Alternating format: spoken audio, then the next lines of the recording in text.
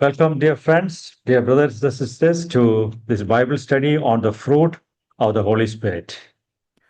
प्रिय भाई बहन, आप सबको स्वागत करते हैं आज का इस आत्मा का फल के विषय में जो बाइबल अध्ययन है उसमें आप सबको स्वागत करते हैं। This is the second episode of the 10 episode Bible study. तो ये इस बाइबल अध्ययन का दूसरा सत्र है। In last class, we were considering the fruit of the Holy Spirit and also the source. What is the source of the fruit of the Spirit? And we considered that it is perennial, it must continue all the time, and also which are the conditions of the fruit of the Holy Spirit. पिछले सत्र में हमने आत्मा के फल का परिचय के बारे में शुरुआत किया था और उसके विषय में हमने ये सीखा उसका स्रोत क्या है, कहाँ से उसका शुरुआत होता है, वो कहाँ से आता है।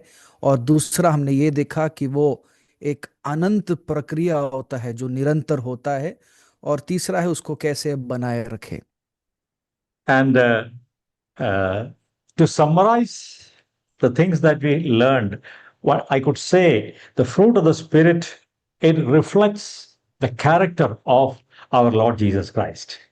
और उस पिछले सत्र के सारांश में अगर हम बताना चाहें तो हम ये ऐसे बोल सकते हैं कि आत्मा का फल मसीही चरित्र को दर्शाता है। When we consider the fruit of the Holy Spirit, we see the life and the characteristics of the life of the Lord Jesus Christ in it. तो जब हम आत्मा के फल के बारे में पढ़ते हैं, अध्ययन करते हैं, उसके बारे में हम गहराई में सीखने के लिए जाते हैं, तो उसमें प्रभु यीशु मसीह के बारे में हमें बहुत कुछ सीखने को मिलता है। We also learned that the bearing of the fruit of the Spirit is not a quick, immediate process, but it is a lifelong, slow process. It takes a lot of time, a lifetime, to be full of the whole fruit of the Holy Spirit. और हमने ये भी देखा कि फलदायी होना या फल देना एक तत्काल प्रक्रिया नहीं है, वो लगातार का या जीवन भर का एक प्रक्रिया है। Today, we will go deep into the fruit of the Spirit. आज हम गहराई में आत्मा के फल के अंदर उसके विषय में सीखेंगे।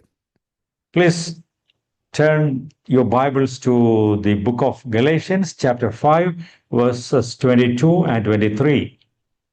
पढ़ेंगे पवित्र शास्त्र से गलातियों की पत्री अध्याय 5 उसकी 22वीं और 23वीं आयत। पर आत्मा का फल प्रेम, आनंद, शांति, धीरज, कृपा, भलाई, विश्वास, नम्रता और संयम है। ऐसे कामों के विरोध में कोई भी व्यवस्था नहीं। This is a very beloved passage from the Bible. ये एक बहुत प्रिय और बहुत ही एक बहुत ही अच्छी वचन भाग है हमारे पवित्र शास्त्र में। It mentions that the fruit of the Spirit consists of nine items. तो इस वचन के अनुसार हम ये सीखते हैं, हम जान पाते हैं कि आत्मा के फल में 9 प्रकार के गुण हैं। The first one we learned today, it is in Greek language, it is called agape, which means the love of God. आज हम उसमें से पहला विषय, पहला गुण के बारे में सीखेंगे जो यूनानी शब्द में उसका शब्द है अगापे अर्थात प्रेम। So, first part of today's class, we will learn what is this love? What is this love? आज के इस शिक्षा का पहला भाग होगा क्या है प्रेम, प्रेम क्या Love, है। love is very much foundational and it is the number one aspect of the fruit of the Spirit. प्रेम एक नींव है और प्रथम गुण है आत्मा का फल का। When we look around in this world, we can see that there are various kinds of love around us. हम अपने चारों तरफ देख सकते हैं कि इस संसार में कई प्रकार के प्रेम हैं। Human love is one of those things. इंसानी प्रेम उनमें से एक प्रकार है। And the animals and birds, they all have love among themselves. और पशुओं और पंछियों के बीच में भी आपस का प्रेम है। Human love, when we consider human love, we could say it is more emotional. जब हम इंसानी प्रेम को देखते हैं, वो थोड़ा भावुक वाला प्रेम है, भावनाओं के साथ का प्रेम है। Usually it is based on feelings. Okay, वो हमारे महसूस करने के आधार पर है। For example, think of the love of a mother, her love for the infant baby. उदाहरण के लिए एक माँ के उस प्रेम के बारे में हम समझ सकते हैं, जो अपने शिशु, जो अभी अभी पैदा हुआ शिशु के लिए है। And mother's love for the kid is a very higher level of love. It is a supreme quality of love. और किसी भी माँ के अंदर अपने शिशु के प्रति जो प्रेम है, वो एक प्रत्येक प्रेम है, एक उत्तम प्रेम है। And she is willing to take any sacrifice, spend any night without sleep for her baby. और अपने बच्चे के लिए, अपने शिशु के लिए कोई भी कुर्बान करने के लिए, बलिदान करने के लिए एक माँ तैयार रहती है। And there is another love between husband and wife, which is love in a family. एक दूसरा प्रकार का प्रेम है, वो है पारिवारिक प्रेम या विवाहिक प्रेम, एक पति और पत्नी के बीच में। And there is a love among friends. That is a friendship related love. और भी प्रकार के प्रेम हम देख सकते हैं जो मित्रों के बीच में है, दोस्ती के नाते है। We can, when we look at these forms of love, we can say these all are at a lower level than the love of God.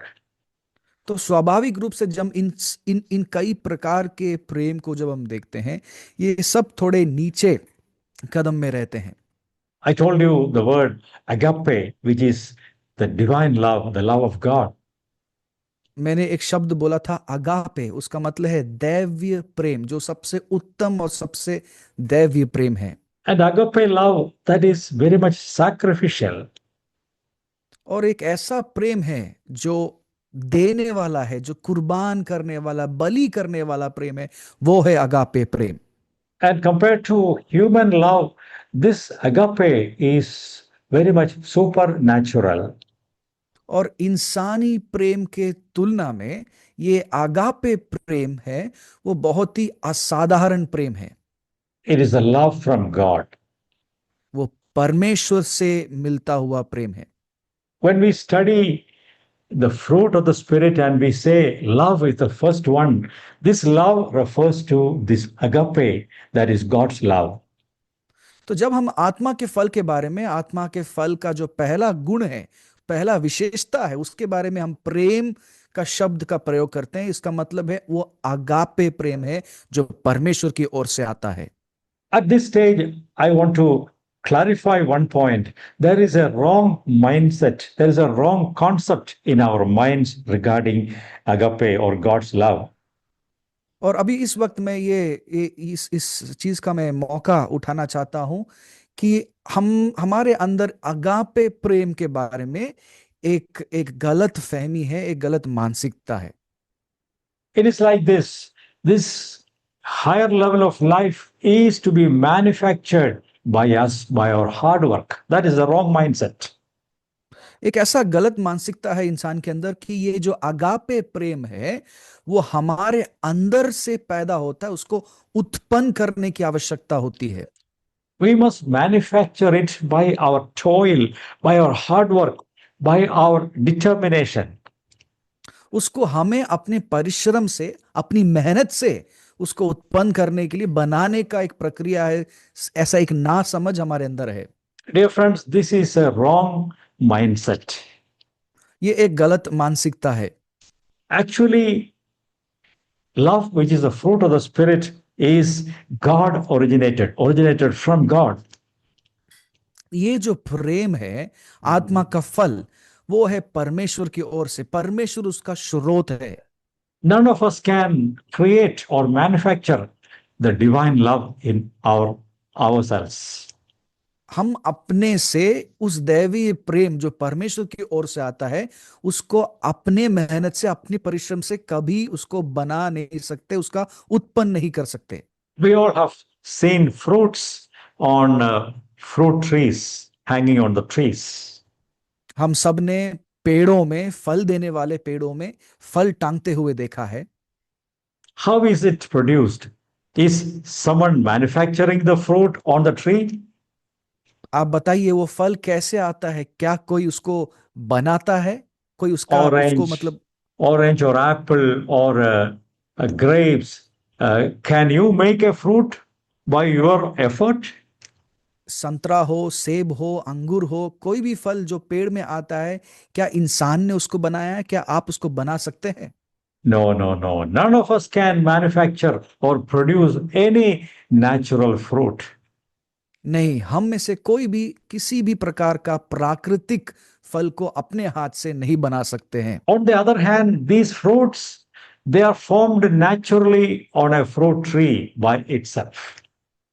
लेकिन हम जानते हैं कि ये जो फल है वो स्वाभाविक रूप से, प्राकृतिक रूप से पेड़ों में से उत्पन्न होते हैं। When the conditions are set, when the tree has enough water and nutrition, when every condition, the climate, everything is right, the tree will bring forth flowers and then fruits will set on the tree. जब कई प्रकार के वातावरण के संबंधित शर्तें पूरी हो जाती हैं, जैसे कि पानी मिलता है, धूप मिलता है और उसको पोषण मिलते हैं मिट्टी से, और हवा मिलता है, इन सब वस्तुओं से जब उसको सारे शर्त पूरी हो जाती हैं, तब जाकर वो पेड़ फल देने लायक बनता है और फल देता है। Agape or God's love is the first fruit mentioned in that list. और उस आत्मा का फल के गुण में, विषयों में सबसे पहला विशिष्टता यही है, अगापे, अर्थात दैवीय प्रेम या परमेश्वर की ओर से प्रेम।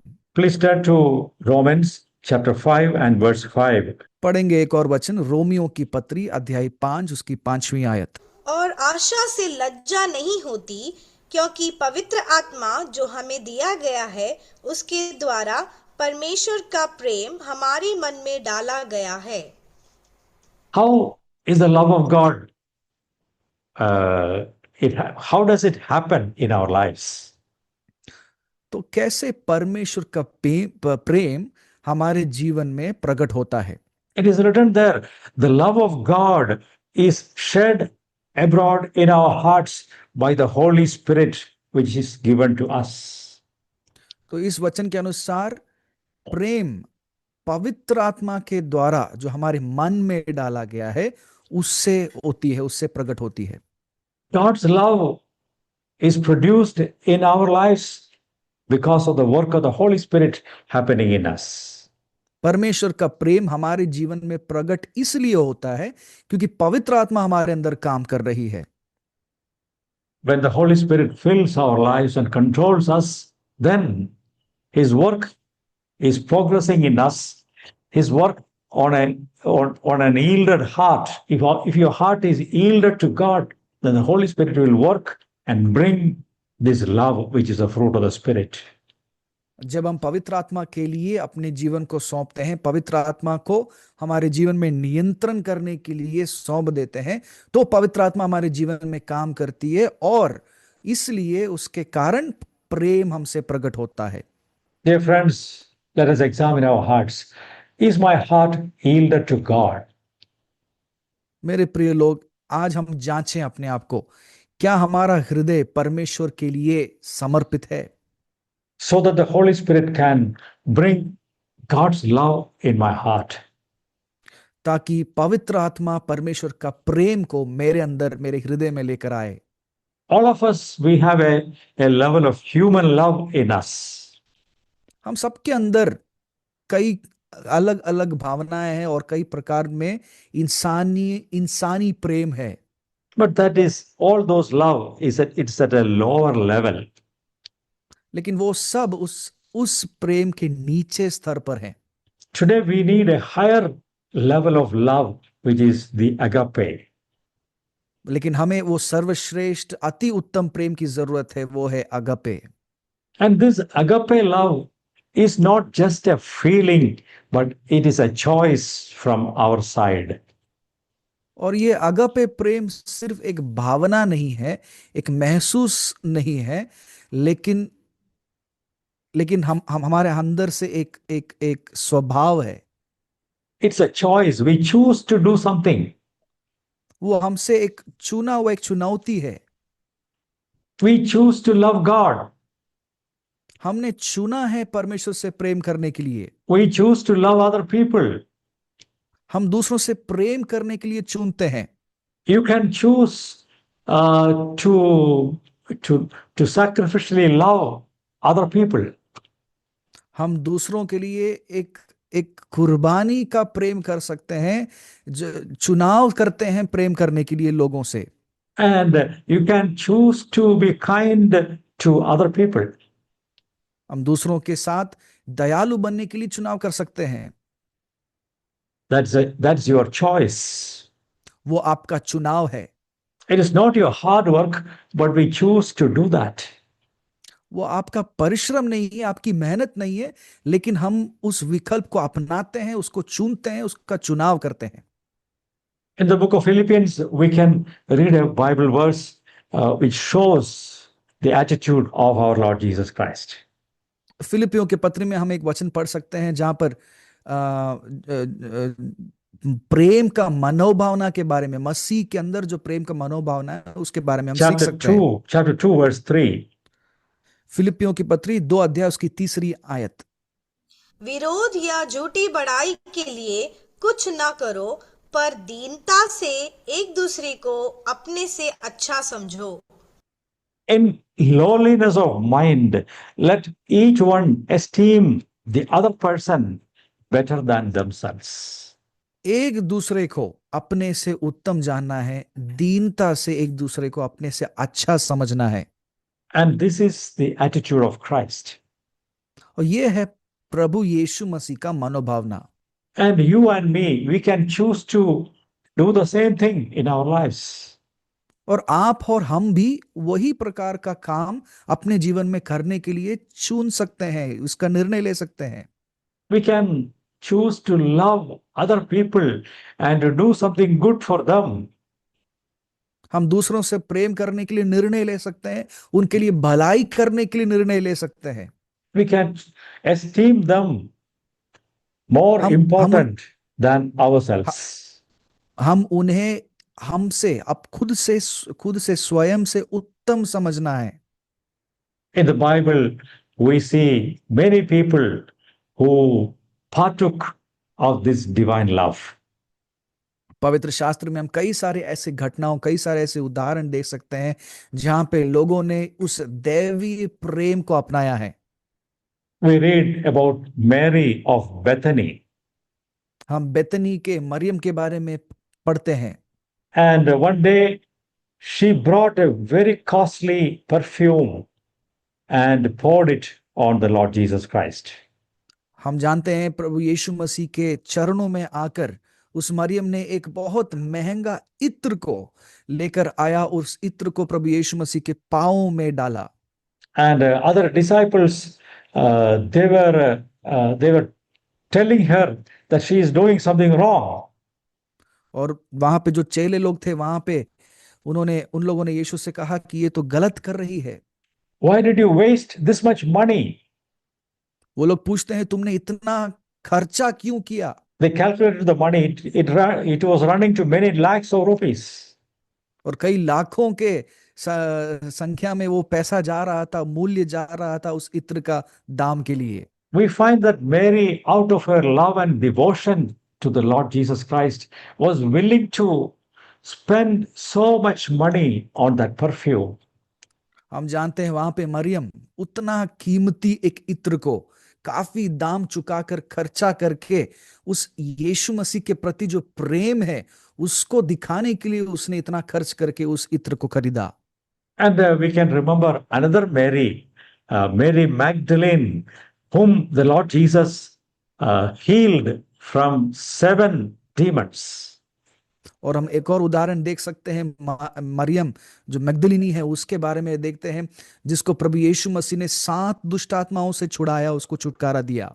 She also loved the Lord Jesus Christ with an unselfish, sacrificial love. उसने भी परमेश्वर प्रभु यीशु मसीह से इतना प्रेम किया, एक कुर्बानी प्रेम किया यीशु से। On the third day, she came early in the morning to the tomb of the Lord Jesus Christ. तीसरे दिन के सुबह में वो प्रभु यीशु मसीह के कब्र में गया। When none of the male disciples were not willing to go there, she, being a woman, she came early in the morning to the tomb.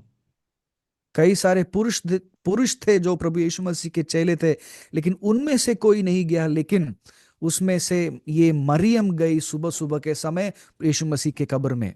She was very much indebted to the Lord Jesus because she was a mad woman and she was affected by 7 demons, and Jesus healed her from the demon possession, and she was extremely thankful and loved the Lord Jesus. वो मरियम अपने अपने आप को यीशु मसीह के लिए कर्जदार समझती थी, क्योंकि यीशु ने उसको 7 दुष्ट आत्माओं से छुड़ाया, छुटकारा दिया। इतना प्रेम किया कि वो अपने आप को कर्जदार समझने लगी। Dear friends, brothers and sisters, it is good to examine our lives.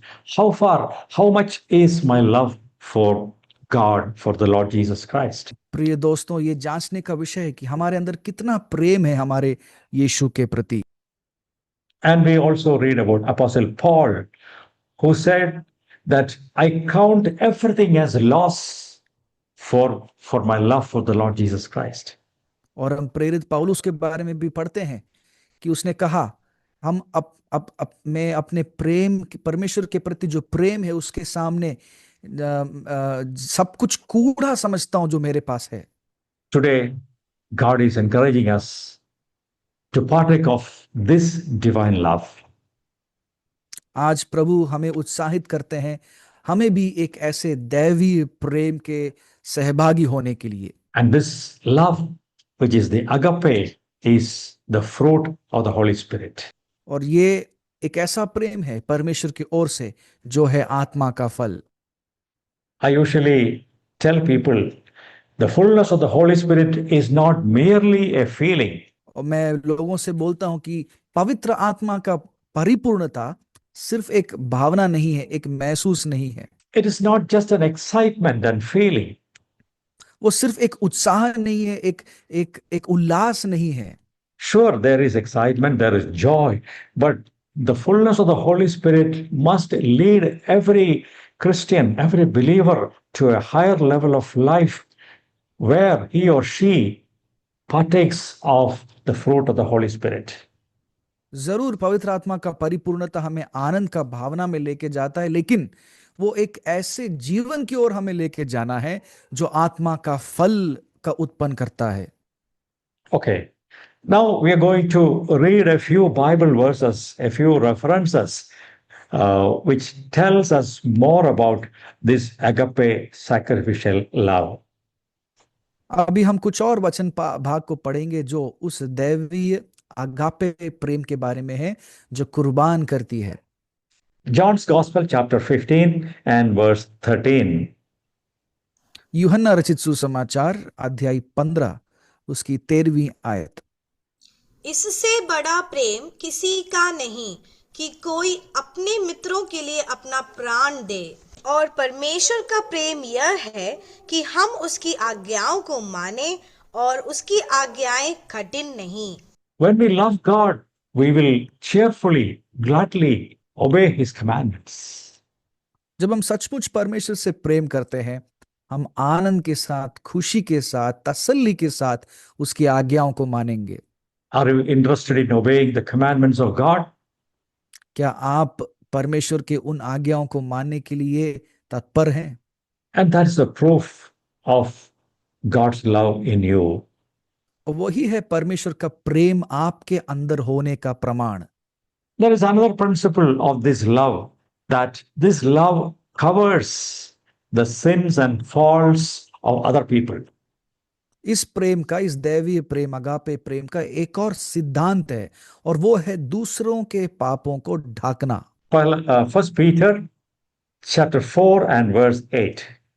पढ़ेंगे पहला पत्रस का पत्री अध्याय 4 उसकी 8वीं आयत। सब में श्रेष्ठ बात यह है कि एक दूसरे से अधिक प्रेम रखो, क्योंकि प्रेम अनेक पापों को ढांप देता है। Love covers the multitude of sins. प्रेम अनेक पापों को ढांप देता है। This Bible verse is very important in every family life. ये आयत, ये वचन हर एक पारिवारिक जीवन में एक जरूरी महत्व वचन है। And also in every church, we need this sort of love that covers the faults and sins of other people. और हर एक कलीसिया के अंदर भी एक ऐसा प्रेम की आवश्यकता है जो दूसरों के पापों को, सबके पापों को ढांप देता है। Usually people are very quick to expose the evils and bad things of other people. दूसरों को दिखाना, दूसरों के दोष को देखकर उनको जल्दी पकड़ने के लिए साधारण हम इंसान जल्दी तैयार हो जाते हैं, बहुत उत्साहित हो जाते हैं। But when you are filled with love, which is the fruit of the Holy Spirit, you will be quick to cover and hide the sins of other people. लेकिन अगर आपके अंदर वो आत्मा का फल रूपी प्रेम है, तो आप उन पापों को ढांपने के लिए तत्पर रहेंगे। And then you will pray for them so that the Holy Spirit will show them their failures and sins. और साथ ही साथ आप उनके लिए प्रार्थना करेंगे ताकि उनको उनके पाप का एहसास हो। There is another aspect of true love, that love must be without guile and without hypocrisy. एक और सिद्धांत है इस प्रेम के बारे में, और वो है निष्कपट प्रेम, हाँ। और जो मन में किसी प्रकार का कपट ना हो, एक ऐसा प्रेम। Please read Romans chapter 12 and verse 9. पढ़ेंगे रोमियो की पत्री 12 अध्याय उसकी 9वीं आयत। प्रेम निष्कपट हो, बुराई से घृणा करो, भलाई में लगे रहो। Our love must be free from hypocrisy and also free from all sorts of falsehood and all bad things. हर एक बुरे प्रकार का भावना से हमारा जो प्रेम है वो मुक्त होना चाहिए, निष्कपट होना चाहिए, Yeah. घृणा से और बुराई से, हर एक प्रकार के गंदे कामों से दूर होना चाहिए। And then First Peter chapter 1 verse 22 we will read. और फिर हम पढ़ेंगे पहला पत्रस 1:22। जबकि तुमने भाईचारे की निष्कपट प्रीति से निमित्त सत्य के मानने से अपने मनों को पवित्र किया है, तो तन मन लगाकर एक दूसरे से अधिक प्रेम रखो। Love one another fervently from heart.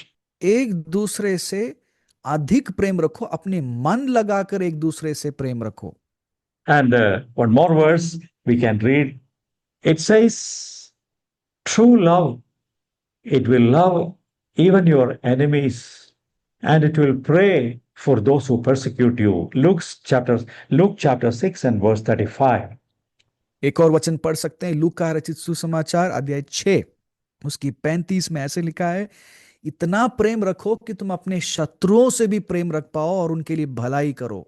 वरन अपने शत्रुओं से प्रेम रखो और भलाई करो, और फिर पाने की आस न रखकर उधार दो, और तुम्हारे लिए बड़ा फल होगा, और तुम परम प्रधान के संतान ठहरोगे, क्योंकि वह उन पर जो धन्यवाद नहीं करते और बुरों पर भी कृपालु है। Do you have enemies? क्या आपके कोई शत्रु है? Think about it and answer yourself. आप सोचकर अपने स्वयं जवाब दें। What is the commandment of the Lord Jesus? प्रभु यीशु मसीह का ये आज्ञा क्या है? He commanded us to love our enemies. प्रभु यीशु मसीह ने आज्ञा दिया, अपने शत्रुओं से प्रेम रखो। And what will happen if you love your enemies? अपने शत्रुओं से प्रेम रखने से क्या होगा? When you love your enemies, there will no more be any enemy. He is your friend. अपने जब आप अपने शत्रुओं से प्रेम रखेंगे, इसका मतलब कोई शत्रु रह नहीं रह जाएगा, वो अपना आपका मित्र बन जाएगा। When you pray for those who persecute you, you are actually blessing such people. जब आप प्रार्थना करते हैं अपने सताने वालों के लिए, आप आशीष दे रहे हैं उनको। All right. Now, towards the end of today's class, I would like to share something about the characteristics, the special features of this agape love. हम इस आज के शिक्षा के अंतिम चरणों में हैं, उसमें हम एक और बात को समझकर समाप्त करेंगे। इसमें हम देखेंगे उस अगापे प्रेम के बारे में, अगापे प्रेम के विशिष्टताएं के बारे में हम सीखेंगे। There is a very special chapter in the Bible, that is 1 Corinthians chapter 13. हमारे पवित्र शास्त्र में एक बहुत ही विशेष और एक एक एक बेहतरीन अध्याय है, वो है पहला कुरिन्थियों अध्याय 13। It is the chapter of love. वो है प्रेम का अध्याय। And in the end of this chapter, it says, the greatest of all these things is love. और इस अध्याय के अंतिम वचन में ऐसे लिखा है, इन सब में सबसे उत्तम प्रेम है। Faith, hope, and love. There are many things that they are greater things, and of these three, love is the greatest. इस प्रकार लिखा है, विश्वास, आशा और प्रेम, ये सब भली वस्तुएं हैं, उत्तम चीजें हैं, लेकिन इनमें से सबसे उत्तम प्रेम है। Now we will read 1 Corinthians chapter 13, verses 4 to 8. अब हम पढ़ेंगे पहला कुरिन्थियों की पत्री अध्याय 13, उसके वचन 4 से लेके 8 तक। प्रेम धीरजवंत है और कृपालु है। प्रेम डाह नहीं करता, प्रेम अपनी बड़ाई नहीं करता और फूलता नहीं।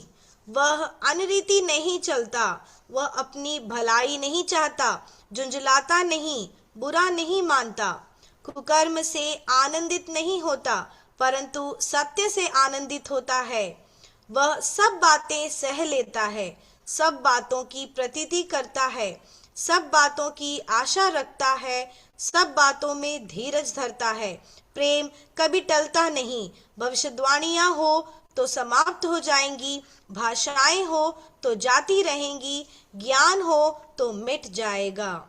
And verses 1 to 3, it says, even if I have got all the gifts and all the abilities in prayer, to do mighty things in prayer, if I am lacking love, then it's of no use.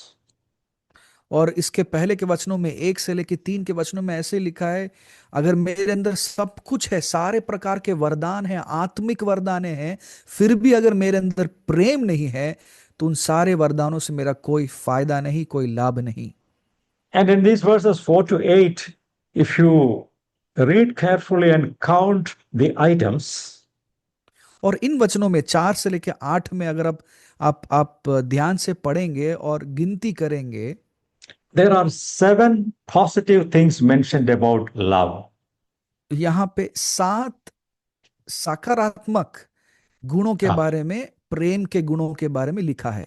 For example, love is patient. उदाहरण के लिए, प्रेम धीरजवंत है। पहला, Love is kind to others. प्रेम कृपालु है। Love is truthful. प्रेम डाह नहीं करता।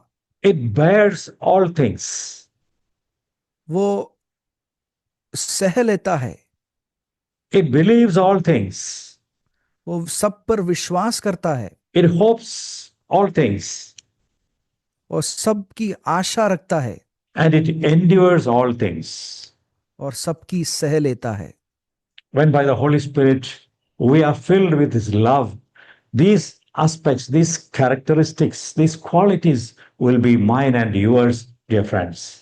जब हम पवित्र आत्मा की भरपूरी से, वो प्रेम से हम भर जाते हैं, तो ये सब गुण हमारे अंदर आ जाते हैं।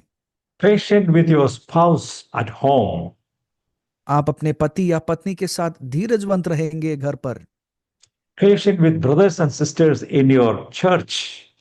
अपने सहकर्मी या कलीसिया के भाई बहनों के साथ आप धीरजवंत रहेंगे। Patient with your co-workers or students in your school or college or place of work. Patient with अपने others. अपने सहकर्मी या साथ में पढ़ने वालों के साथ में काम करने वालों के साथ आप धीरजवंत होंगे। It is good to read and meditate all these aspects. तो ये सारी वस्तुओं को, सारी गुणों के बारे में पढ़ना अच्छा होगा। And there are 9 negative things mentioned. Love is not like this. Love is not this way. Love does not do this. Love does not do that. There are 9 things mentioned negatively. और 7 ऐसे नकारात्मक चीजें भी हैं जो प्रेम के बारे में लिखा हुआ है। प्रेम ये नहीं करता, ऐसा नहीं है। Love is not easily provoked. प्रेम जल्दी क्रोध नहीं करता। It will not keep accounts of evil done by other people against you. वो गिनती नहीं करता आपके प्रति जो जो गलत हुआ है उसका गिनती नहीं रखता। You forgive them instead. आप क्षमा करते हैं। Love is not selfishly oriented. प्रेम प्रेम स्वयं का नहीं सोचता। And love is not arrogant and very proud. और प्रेम कभी गर्व नहीं करता, घमंड नहीं करता। And the love of God is not boastful, will not boast about oneself, about his abilities or money or anything. परमेश्वर का प्रेम कभी भी किसी भी प्रकार का घमंड या अपने आप की बड़ाई नहीं करता। Please read again and study all these aspects in your life.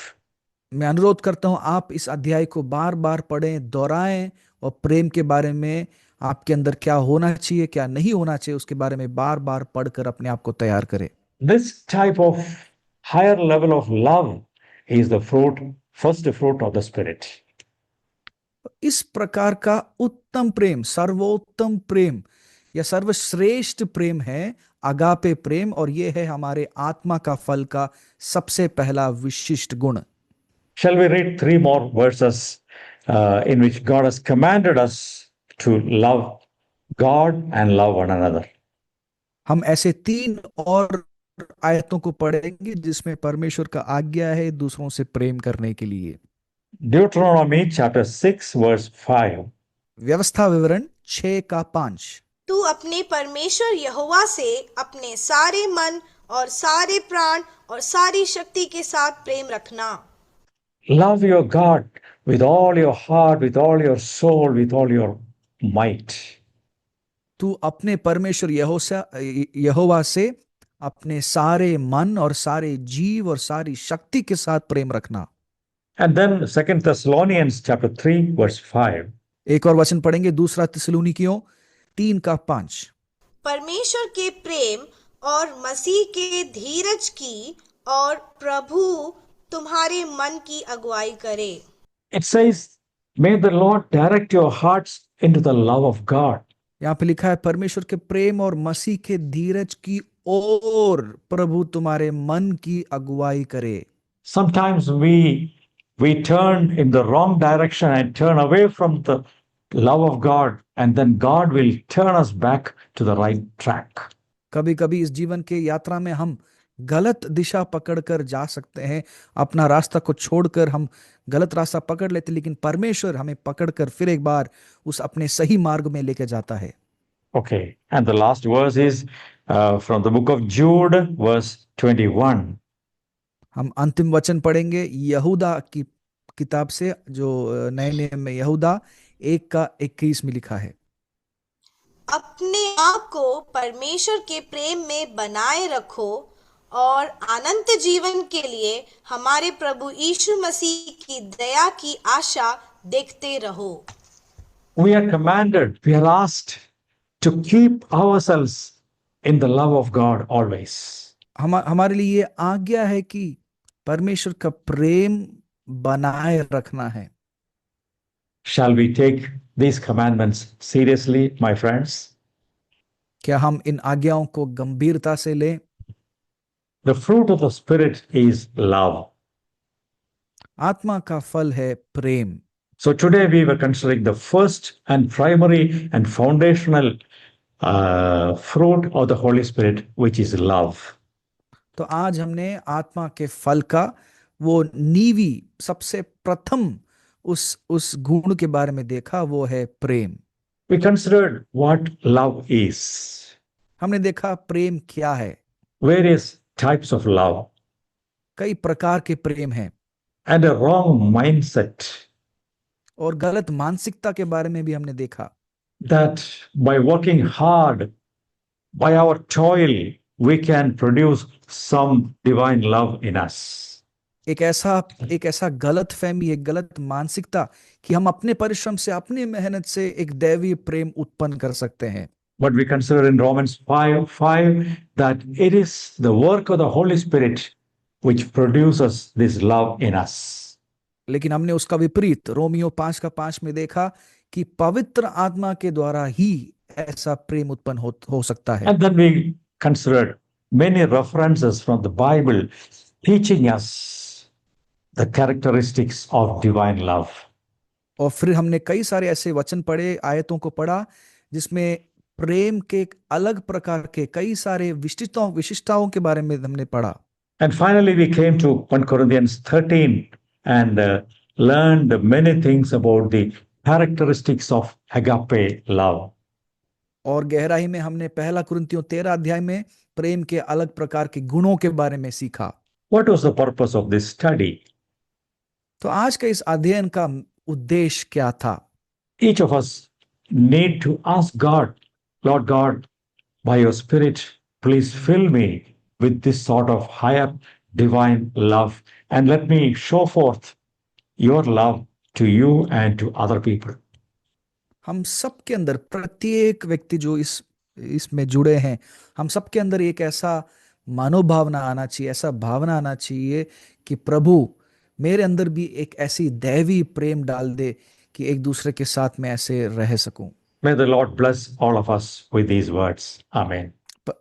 परमेश्वर इन वचनों से आप सबको आशीष दे। आमीन।